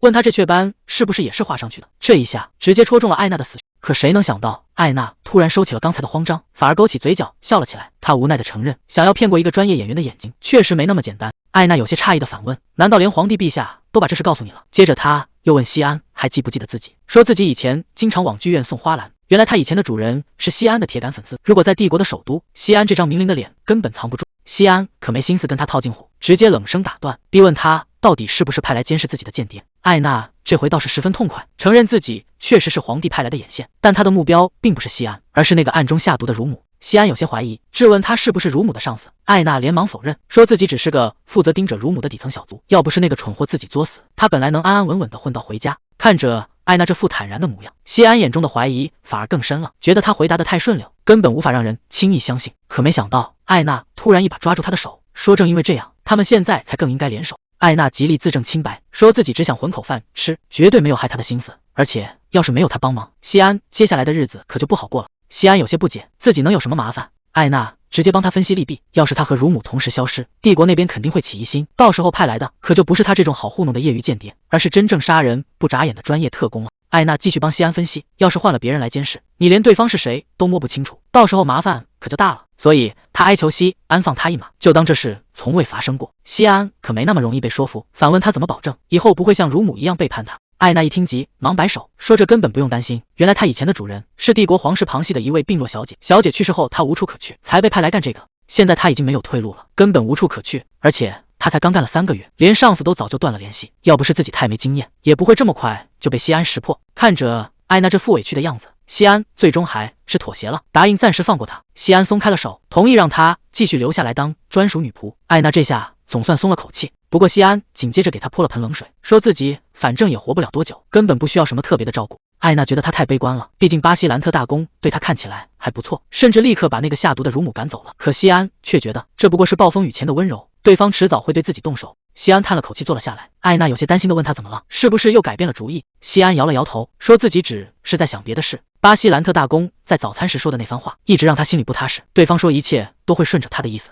让他不用再担心。可越是这样，西安就越觉得不对劲，甚至开始担心起那个被送走的乳母，他真的能安全回到帝国吗？艾娜在一旁安慰西安说，乳母顶多也就是回去挨顿骂，这都是他自作自受，谁让他擅自行动不听指挥，而且乳母好歹也是个贵族，帝国那边应该不至于要了他的命，让西安不用太担心。西安听完只是随口应了一声，并没有多说什么。虽然他和乳母的关系并不好，但心里还是隐约有些不安，只希望对方能平安回到帝国。可他哪里知道，此时荒郊野外的山路上，那辆马车早已被砸得稀烂，地上只剩下一片触目惊心的血迹。与此同时，侍从也收到了消息，得知有人在打听乳母的下落。他有些疑惑地表示，送乳母回帝国的马车明明在2天前就已经出发了。侍从看出了西安的顾虑，主动提起那个被送走的乳母，说他离开前虽然一直担心殿下，但对回帝国这事倒没怎么排斥，而且自己还给足了他盘缠，让西安不用太放在心上。既然话都说到这份上了，西安也觉得没必要再纠结，只能希望他一路上平平安安，毕竟大公做事向来体面。西安一边想着，一边往前走，可还没走几步，一阵脚步声突然从前面传来，让他下意识停住了脚。迎面走来的不是别人，正是查木卡。对方主动向他打了个招呼。查木卡一开口就质问西安为什么没去他的房间。西安一时间没反应过来，有些疑惑地反问了一句，不过他很快就想通了其中的关节。之前他为了防备，特意把房门给锁上了，以为这样对方就不会再来找他。西安冷冷地回应，自己晚上根本没有理由把坦带到查木卡那里去。查木卡听完也没多说什么，只是淡淡的表示自己知道了。两人就这样站在走廊，谁也没有再开口。西安有些摸不着头脑，不明白对方到底想问什么。他试探着问了一句，难道你是在等我过去吗？查木卡却冷冷地表示，每天晚上坦都守在西安的房门前，自己每天都得把人带回去，所以他很清楚西安根本没有理由把坦带到他的房间去。查木卡直接把话挑明，说自己从来就没有等过他。这下西安更纳闷了，既然根本没有在等，那刚才为什么要问他为什么没去？面对这个质问，查木卡一句话也说不出来，只能沉默地站在原地。查木卡沉默了半天，最后也只能无奈地表示他自己其实也不知道。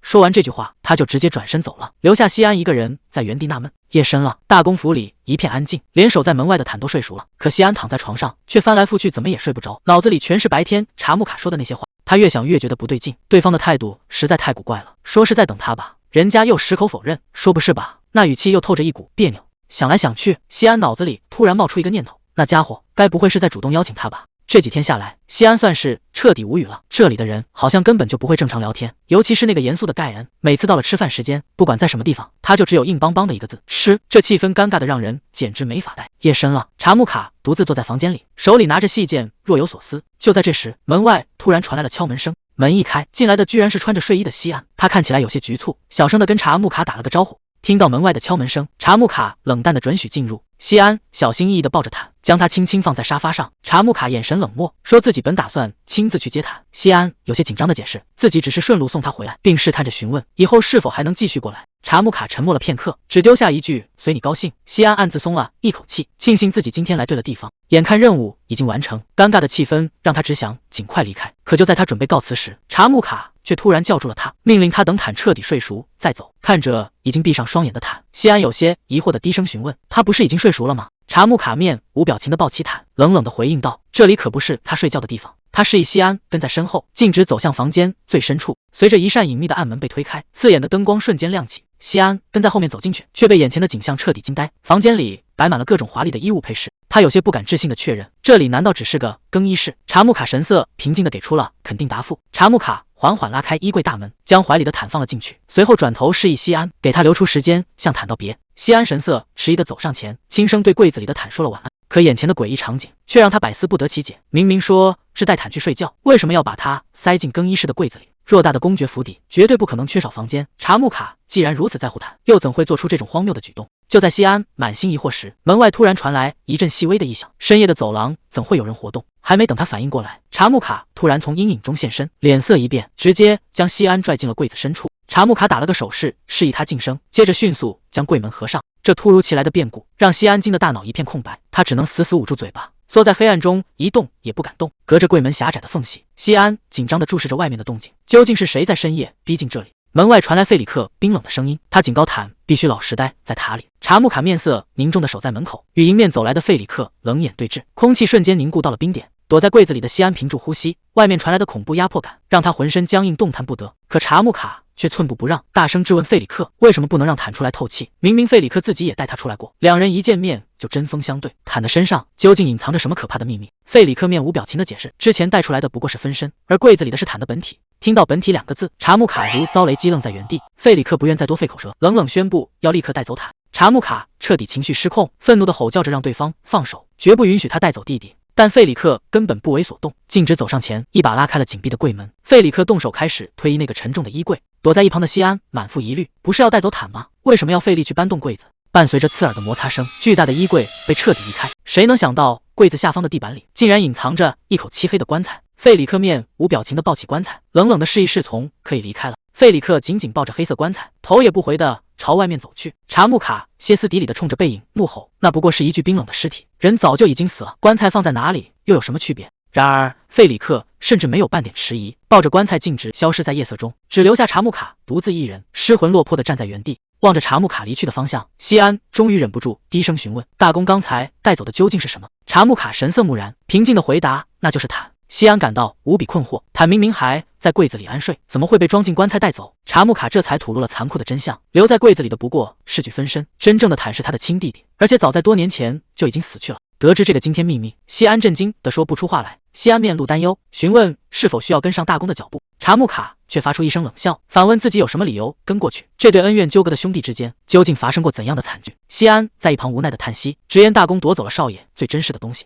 查木卡低垂着眼睑，失神的重复着这句话，语气中充满了无能为力的悲凉。夜深人静，躺在床上的西安翻来覆去，脑海中一片混乱。他本想简单的送还坦，却意外撞破了公爵府最深处的秘密。无数的疑问在脑中盘旋，让他根本无法入眠。他脑海中不断浮现出查木卡转过身时的落寞神情，那种极致的悲伤与痛苦，让人看一眼都觉得揪心。查木卡缓缓转过身，眼神冰冷地注视着西安，他毫不避讳地警告道：这座城堡里的一切全都是属于他父亲的，甚至连你西安也不例外。他警告西安最好安分守己，千万不要试图越界。这番冰冷无情的话语让西安如坠冰窟，无言以对。回到房间后，西安躺在床上彻夜难眠，脑海中不断回想着那句不要越界，对方那充满威胁的态度究竟是在暗示着什么危险的深渊？公爵家养的宠物狗怎么一转眼就成了早就死去的少爷？如果不是查木卡亲口说出真相，西安绝对会把这当成疯话。可如果这一切都是真的，为什么要把棺材藏在更衣室地板下？这背后隐藏的秘密恐怕比想象的还要可怕。一个活生生的人究竟遭遇了什么才会变成狗？既然人已经死了，为什么不举办葬礼入土为安，反而要像见不得光一样藏起来？西安隐约感觉到，这个看似平静的公爵府里正酝酿着一个巨大的阴谋。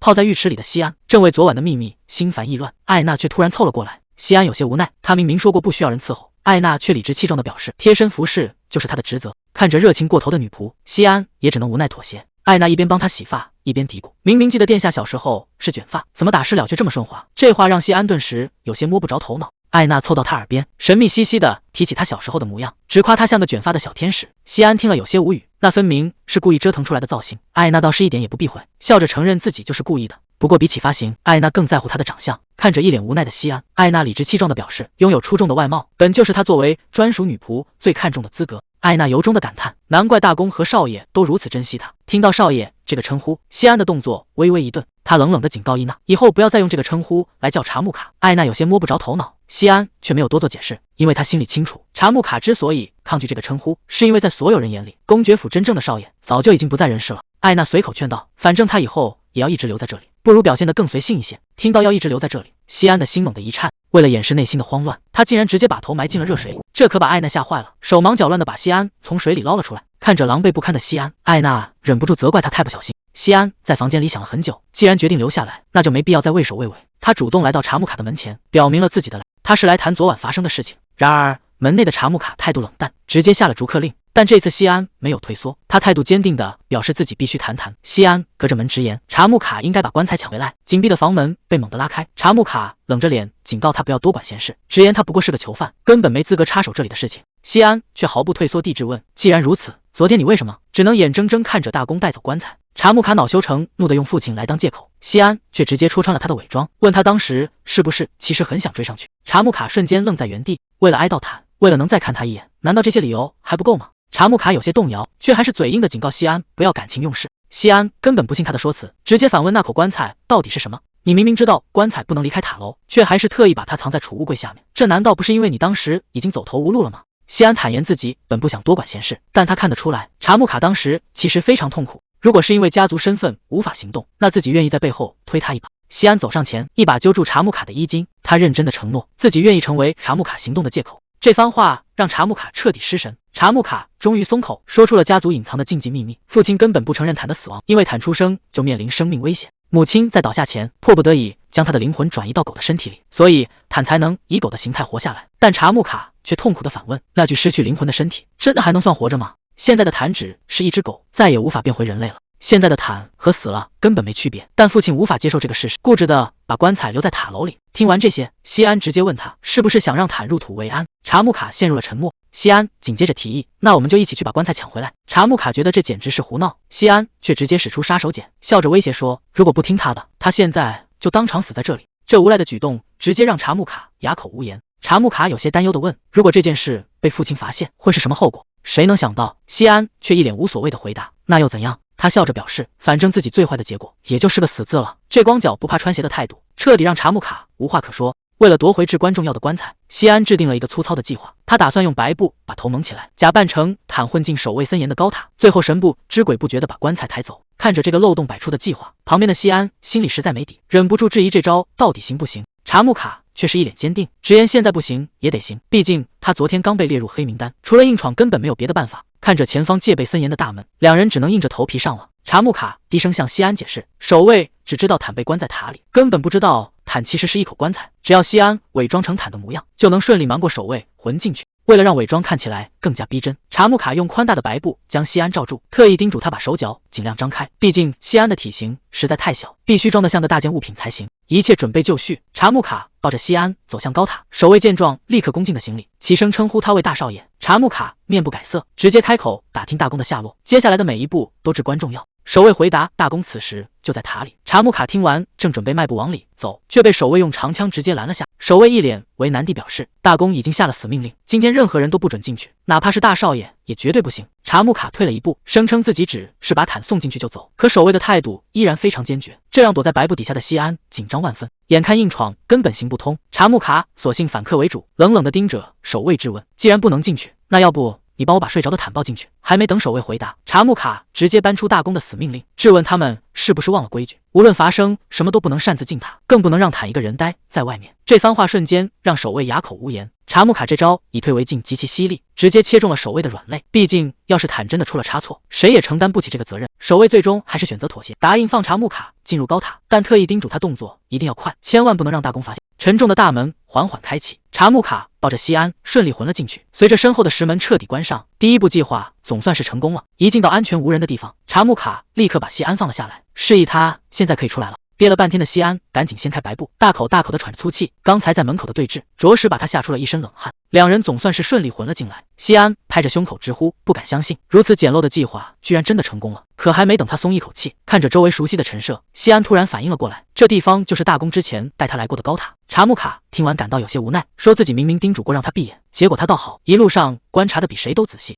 西安有些心虚的解释，自己只是觉得这里的氛围很像。查木卡倒也没有继续追究，既然人都已经进来了，确实也没什么好隐瞒的了。查木卡丢下一句跟紧我，便直接带头往深处走去。看着他的背影，西安的心里又开始打鼓，这高塔深处到底还藏着什么秘密？查木卡带着西安一路往上走，很快在一扇紧闭的大门前停下。他低声告诉身后的西安，坦的棺材就在这个房间里。接着查木卡冷静地分析局势，推测大公现在应该在楼上陪着母亲，只要他们动作足够轻，应该不会和对方正面撞上。可还没等开始动手，查木卡一回头，看着累得直不起腰的西安，忍不住开启了毒蛇模式，吐槽他这体力实在是太差了。听到这话，西安顿时气不打一处来，可偏偏自己确实累得够呛，一时间根本找不到话来反驳。西安还在为刚才的吐槽碎碎念，觉得一口气爬到塔顶会累不是很正常的事情吗？查木卡倒也没跟他多计较，只是叮嘱他抓紧时间休息，因为拿到棺材后必须立刻撤离。随后查木卡推开了紧闭的房门，一进门，西安就被眼前的景象彻底镇住了。这里到处都是奇特的仪器或药水，看起来像是一个神秘的实验室。西安甚至在心里暗自琢磨，这地方是不是阿斯特利德以前的工作室？可还没等他仔细研究，走在前面的查木卡却突然停下了脚步。查木卡看着空荡荡的地面，低声说东西不见了。西安有些摸不着头脑，赶紧追问是什么不见了。查木卡脸色凝重的回答，棺材本来应该就放在这里的。查木卡看着空荡荡的地面，说坦不见了。这下西安彻底懵了，明明费尽心思才找过来，结果最关键的东西居然没了。查木卡有些想不通，如果大公要把棺材移走，那当初又何必大费周章的从他手里抢过去？这根本就说不通。西安在一旁也急了，既然不在这里，那棺材到底被送去哪了？就在查木卡伸手去查看法阵的时候，地面突然剧烈的晃动起来。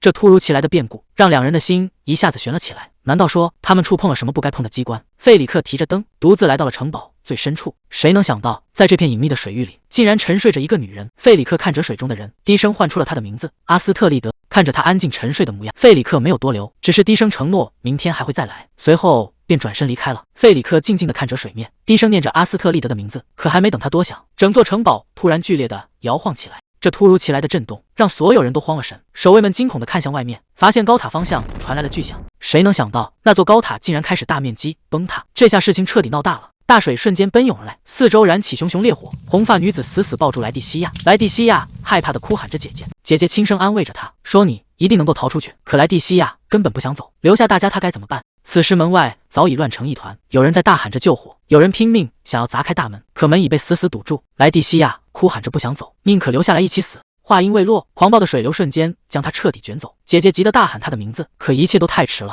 火势变得越来越大，黑发少年催促莱蒂西亚快走。他们发现了一条即将塌陷的通道。少年指着狭窄的缺口说，虽然这里马上就要塌了，但你体型小，应该能钻过去。虽然谁也无法保证安全，但这已经是唯一的生路了。看着犹豫不决的莱蒂西亚，身后的家人们纷纷出言安慰，说大家随后就会跟上去。可这看似充满希望的承诺，真的能够兑现吗？大家在身后拼命催促，让莱蒂西亚千万不要回头，只有他逃出去找人帮忙，大家才有一线生机。可莱蒂西亚心里很清楚，这不过是安慰他的谎言。外面燃着那么大的火，大家其实根本出不来，但他现在别无选择，只能咬着牙在通道里往前爬。四周黑的伸手不见五指，他甚至分不清自己是在前进还是在原地打转。这唯一的生路，真的能带他逃出升天吗？在狭窄黑暗的通道里，因为缺氧和极度疲惫，意识开始变得模糊，眼皮沉得根本抬不起来。就在快要彻底昏死过去时，耳边突然传来焦急的呼喊，催促着赶紧醒过来。睁开眼一看，查木卡正守在身边。西安一时间有些懵，忍不住问这是什么地方。查木卡神色凝重地告诉他，高塔已经彻底塌了，他们现在被死死困在废墟底下。查木卡在一旁问他感觉如何，西安活动了一下身体，发现除了手臂有些擦伤，倒也没受什么重伤。看着周围的一片废墟，西安忍不住感慨说，他们这回可真是够幸运的。结果查木卡直接泼了盆冷水，吐槽他是不是摔坏了脑子。西安有些尴尬的解释，从那么高掉下来还能保住命，这本来就是个奇迹。查木卡这回倒没有反驳，只是指了指旁边的废墟，让西安赶紧动手清理木板。被困在这么深的地底下，光靠清理这些废墟，他们真的能找到出路吗？西安在清理废墟时，突然感觉木板后有风吹来，查木卡在一旁提醒他小心塌方。西安小心翼翼地搬开木板，没想到后面真藏着一条通道。看着眼前的生路，西安高兴地招呼查木卡一起走，结果查木卡却靠在墙边，低声说自己走不了了。西安有些疑惑地转过头，这才注意到查木卡的左腿受了重伤，鲜血已经流了一地，原来他一直在强撑着。西安一下子慌了神，追问他到底是什么时候受的伤。在这与世隔绝的废墟底下，查木卡受了这么重的伤，他们还能一起逃出去吗？查木卡无奈地解释，说自己一醒来就是这个样子，估计是摔下来时撞得太严重。西安急得不行，提议自己可以扶着他一起走，可查木卡却摇了摇头，说自己失血过多根本动不了，而且现在废墟随时可能二次塌方，强行一起走只会把两人都埋了。他让西安先出去找人帮忙。而此时的高塔废墟外早已乱成了一锅粥，骑士们正焦急地大喊，说查木卡少爷还被困在废墟底下，所有人被要求立刻展开搜救。这下两边都陷入了绝境，他们到底能不能撑到救援赶来？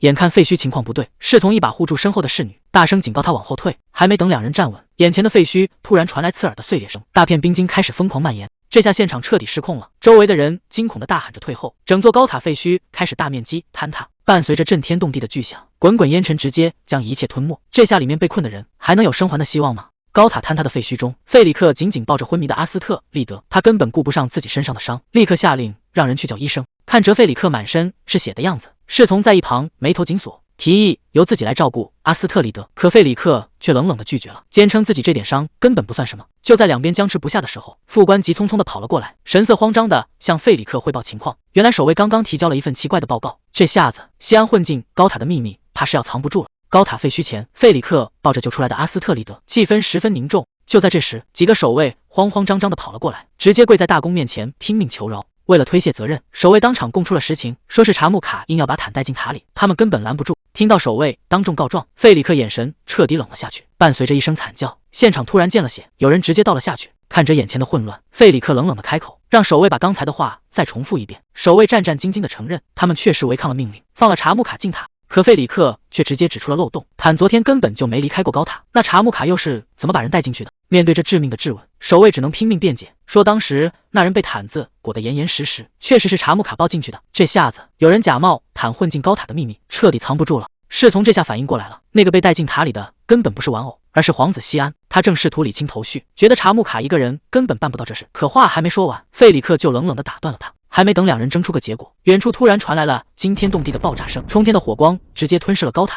高塔废墟里突然传来巨响，崩塌的碎石堆里竟然发生了二次爆炸。这突如其来的变故让原本就混乱的现场彻底陷入了火海之中。看着眼前燃起的熊熊大火，查木卡急得大喊，问西安到底在干什么。西安倒是一脸淡定，说自己只是在放火。查木卡这下彻底急了，质问他为什么要这么做，难道是想在火烧过来之前先一步把大家都烧死吗？西安赶紧大声否认，说自己绝对没有这个意思。查木卡根本听不进去，只觉得对方是在发疯，催促他赶紧去叫人帮忙。可还没等他把话说完，西安突然从后面按住了他的肩膀，低声叫了他的名字。查木卡有些意外的回头，却听到西安轻声问了一句：“你是在怨恨我吗？”西安看着眼前的查木卡，低声问他是不是在怨恨自己。查木卡有些纳闷，反问为什么要怨恨。西安满脸愧疚，觉得是自己连累了对方，才把查木卡卷进这汤浑水里。查木卡却自嘲地笑了笑，说这根本不是谁拖累谁的问题，完全是他自己感情用事，甚至直言自己已经后悔了。听到这话，西安有些意外，看着眼前这个满身是伤的同伴，西安的态度却变得非常坚决。他看着查木卡，一字一句地表示自己绝对不会丢下他一个人逃跑，一定要把他也救出去。西安突然有了动作，查木卡似乎意识到了什么，急忙想要阻止他，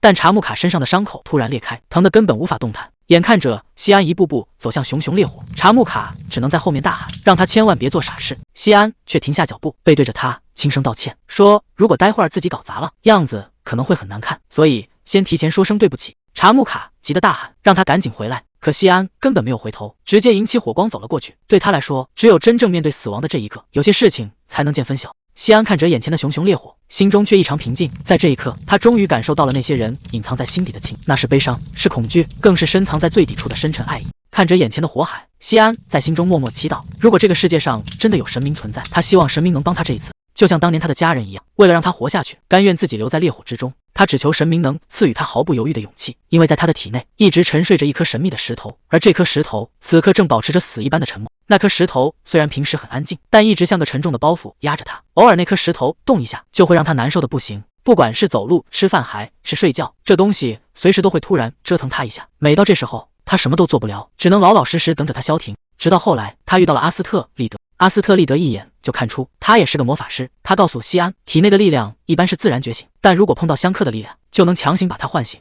既然西安是水属性，那最直接的办法就是往火堆里跳。阿斯特利德还保证，相克的力量绝对弄不死他。这下子，西安终于明白自己该怎么做了。说实话，他其实怕的要死。火这东西又烫又痛苦，能把所有东西都烧成灰烬。当年他的家人就是这样消失在火海里的。但是在这个世界上，还有比死亡更让他感到恐惧的事情，那就是活着。如果只是自己一个人苟活下来，身上带着洗不掉的灰烬味道，像个行尸走肉一样在世上苟延残喘，这比被大火活活烧死还要可怕。如果真的发生奇迹，他像阿斯特利德说的那样，是个厉害的魔法师，并在这场大火里活了下来，那他以后该有多恨自己。就在大火快要失控的时候，天空中突然飘下了雨点，紧接着大雨刷的一下倾盆而出。查木卡抬头看着天空，有些不敢相信，在这最危急的关头，居然真的下雨了。周围的人也纷纷惊呼，这简直就是奇迹。可在这场突如其来的大雨中，希尔达却只是默默看着。这场雨真的能解决所有的危机吗？希尔达突然指着前方大喊，说目标就在那边。费里克反应极快，立刻下令让所有人跟着女仆长行动，唯独把西安留在了身边。大雨中，希尔达一路狂奔，他能清清楚楚地感觉到前面绝对有人在等着他们。与此同时，费里克也察觉到了不对劲，空气中弥漫着一股极其恐怖的魔力波动，这股力量强大到让人根本无法，就好像对方在故意挑衅，大声宣告自己的存在一样。这下麻烦大了，前面等着他们的到底是什么人？这股魔力狂暴的不讲道理，根本不像是人类能拥有的力量。希尔达痛苦地承受着这股冲击，而那座坍塌的高塔上方正升起一股恐怖的能量光柱，这股力量不仅狂暴，还带着让人无法忍受的剧痛。西安此时正承受着难以想象的折磨，整个人就像要被撕裂一样。原来被烈火吞噬，竟然是这种滋味吗？昏迷中的西安根本感觉不到自己的右手，他甚至怀疑那只手是不是已经被大火烧成了灰烬。此时他心里全是愧疚，当初查木卡拼了命地阻止他，可他还是放了那场火，本以为这是救人的唯一办法，结果却把事情搞得一团糟。而在现实中，查木卡正独自守在床前，看着一直没有醒来迹象的西安，他心里也十分焦急。查木卡忍不住走上前去，伸手碰了碰西安，问他到底还要睡到什么时候。也许是听到了这声呼唤，在黑暗的意识深处，西安似乎终于有了反应。西安猛地从噩梦中惊醒，整个人还处于混乱之中。等他看清周围的景象，发现自己正躺在舒适的床上，而旁边躺着的居然是同样满身是伤的查木卡。这下西安彻底懵了，完全想不起来之前发生了什么。他忍不住剧烈咳嗽起来，虚弱地问这到底是怎么回事。听到动静，希尔达端着水快步走了过来，让他先喝点水缓一缓。西安接过水杯，可心里的疑惑却越来越深。他们不是被困在废墟底下了吗？怎么会突然回到了这里？西安一边喝着水，一边小声地向对方道谢。希尔达微笑着向他行礼，说恭喜殿下成功觉醒了魔力。听到这个消息，西安直接愣在了原地，难怪之前身体会痛苦成那个样子，原来那根本不是什么意外，而是魔力觉醒的征兆。看着周围熟悉的一切，西安有些恍惚地喃喃自语，怀疑自己是不是还活着。希尔达温柔地告诉他，谢天谢地，你确实还活着，魔力刚刚觉醒，身体难免不适，这只是力量在适应你的身体。可还没等希尔达把话说完，西安却突然愧疚地低下头，小声说了一句对不起。这突如其来的道歉让希尔达一愣，西安死死攥紧了背角，自责如果不是自己执意进塔，大家根本不会遭遇这种危险。希尔达在一旁安静地听着，西安低着头继续自责，当初听说坦的事情后，他实在无法坐视管，这才任性的想要带回棺木。查木卡原本是极力反对的，最后却因为他被卷入险境。西安痛苦地看着自己的双手，既然现在能觉醒魔力，为什么当年自己却做不到？难道是因为以前被保护得太好，没有经历过真正的生死危机，才缺少了觉醒的意志吗？如果当年自己能做到这一切，大家是不是就不用死去了？西安的声音开始止不住地颤抖，他表示愿意接受任何惩罚。看着陷入自责的西安，希尔达无奈地叹了口气，他连忙解释说，多亏了你召唤大雨，大家才能顺利救出查木卡，而且查木卡的伤势没有大碍，以后也不会留下任何后遗症。可西安依然无法释怀，觉得是自己害得查木卡受罪。希尔达见状只能说出真相，其实查木卡并不是被抬过来的，医生千叮咛万嘱咐让他静养，他却硬是拄着拐杖拖着伤腿，一步步从楼上挪了下来，只为了能亲眼确认你的安全。西安满脸的不可置信，追问查木卡为什么要这样做。希尔达说，具体原因只有他自己知道，但他每天都会来这里守着你，而且你一直觉得是自己的错，其实有人早就把责任全部扛了下来。画面一转，查木卡正笔直地站在费里克面前，主动承认了所有的罪名。费里克脸色阴沉的冷声质问，所以是你擅自提议去西塔，想要偷走坦的棺木吗？扎木卡没有丝毫犹豫，直接承认，说一切都是他自己的主意。为了保护西安，他选择独自承担代价。费里克眼神冰冷的继续追问：“你是否早就知道西安是魔法师？”查木卡摇了摇头，表示并不知情。当时因为自己受了重伤，殿下是为了救他才独自冲进火海。听到这话，一旁的侍从还有希尔达全都震惊了。费里克转头看向希尔达，寻求确认。希尔达解释说，通过相克元素强行觉醒，确实是觉醒魔力的一种极端方法，但过程无异于在烈火中被活活烧死。费里克听完后陷入了沉默，他叮嘱查木卡好好养伤，便转身离开。希尔达收回思绪，继续对西安说道：“查木卡，为了保护你，已经扛下了所有。”希尔达看着床上的西安，说：“大公还不知道你这边的说法，虽然你们两个人的口径对不上，但我会假装什么都没听到。”他温柔地安慰着自责的少年。查木卡根本没有怪过你，相反，如果不是你当时豁出命去，他恐怕早就死在废墟里了。所以你其实是救人的英雄。西安看着躺在旁边的查木卡，发现自己的手被对方死死攥着，甚至都有些微微发麻。他纳闷这个重伤员哪来这么大劲。在那个可怕的梦境里，西安感觉自己只是一团灰烬，没有手脚，只能在风中无助飘荡。因为失去了一切，他似乎可以飘向任何地方。就在他即将彻底消散的瞬间，一只手却死死地抓住了他。那只手抓的是那样用力，仿佛在拼命告诉他你不是灰烬。哪怕他自己都想要放弃了，那个人也依然没有放手，硬生生将他从冰冷的深渊里重新拉回了现实世界。西安有些疑惑地抬起头，询问希尔达那天到底是怎么获救的。希尔达叹了口气，解释道：“你记不清也是正常的，因为等我带着骑士赶到的时候，你已经自己用魔力开辟了道路。在漫天的大雨之中，我远远看到你正吃力地扶着查木卡，一步一步从废墟的缺口里走出来。可还没等我们迎上去，你一看到有人接应，便松了口气，整个人直接虚脱地倒了下去。当时可把我吓坏了，立刻冲了过去。”希尔达告诉西安，他当时直接昏迷了。听他这么一说，西安隐约有了印象，可他当时明明连求救都来不及。希尔达解释说，魔力弱的人会被更强大的魔力所吸引，魔法师之间也存在这种奇妙的感应。当年因为这个规律，费里克还误会他单恋大公夫人，甚至直接把他埋进了土豆地里。西安听得一脸茫然，希尔达笑着说，他就是靠着这种吸引，才在废墟里准确找到了西安。西安突然想到了什么，开口询问，那这跟坦又有什么关系？希尔达回答，因为坦体内也有魔力。希尔达耐心地解释道，坦的感官比人类要敏锐得多，这大概是属于动物的本能。西安听完有些意外地问，自己是不是只需要陪坦玩就行？得到肯定的答复后，他才恍然大悟。不过西安很快又担心起来，急忙询问坦现在怎么样了。希尔达说，坦和棺材当时都在塔里，虽然棺材被移到了别的楼层，但因为有魔法保护，并没有受损。听到棺材没事，西安刚松了一口气，希尔达却面露难色地表示，要说完全没事，其实也发生了一点意外。西安有些纳闷，棺材既然没坏，还能出什么意外？就在这时，他突然感觉身后有动静，下意识地转过头去，一个银发小男孩突然扑了上来，直接把刚醒的西安整不会了。西安手忙脚乱地阻挡，心里纳闷这到底是谁？仔细一看，这孩子一头银发，简直和费里克大公一模一样，那双深蓝色的眼睛更是让人立刻联想到阿斯特利德。西安试探着喊了一声坦，对方瞬间笑得更开心了。希尔达在一旁尴尬地解释说，坦从小被当成狗养大，所以变成人也改不掉这习惯。西安被压得动弹不得，大喊着让希尔达帮忙。还没等希尔达动手，查木卡沉着脸走了过来，一把将坦拎了起来，冷声质问他知不知道自己在做什么。坦在半空中气得直龇牙，根本不服管教。西安看着眼前的坦，心里直犯嘀咕，这家伙虽然不会说话，但脾气可一点都不小。坦挣脱后又是一下子扑了上来，查木卡见状急得大声喝止。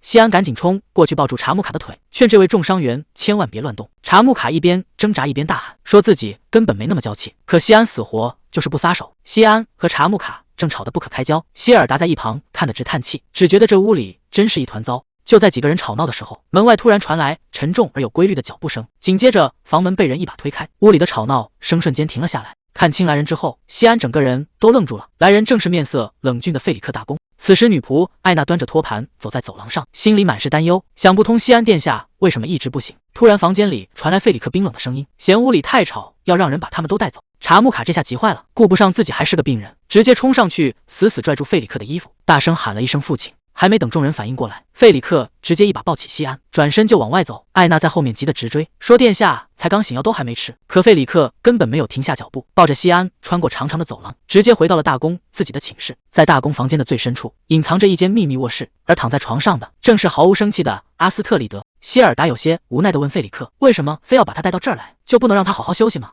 费里克冷冷回答，他在这里会休息得更舒服。接着费里克转头问西安，在这里会觉得不舒服吗？西安有些紧张地摇头说没有。费里克冷冷地对希尔达说，他说他没事。这一下把希尔达气得够呛，希尔达在旁边直翻白眼。费里克可不管这些，直接让西安把手伸出来，接着他拉着西安的手放在了阿斯特利德冰凉的手上。费里克冷冷地命令道，从今天开始，你每天都要按时过来，握住大公夫人的手，绝对不能放开。西安虽然有些懵，但还是乖乖答应了。希尔达在一旁神色严肃，确认西安在这次危机中觉醒了。但新觉醒的魔力极不稳定，在身体适应之前，谁也没办法自由控制它。也就是说，只要两人双手相碰，魔力就会源源不断的传给阿斯特利德。西安听得一头雾水，他自己根本感觉不到任何变化。费里克冷冷地看着他，给出了不容置疑的答案：你的魔力就是让阿斯特利德醒过来的唯一希望。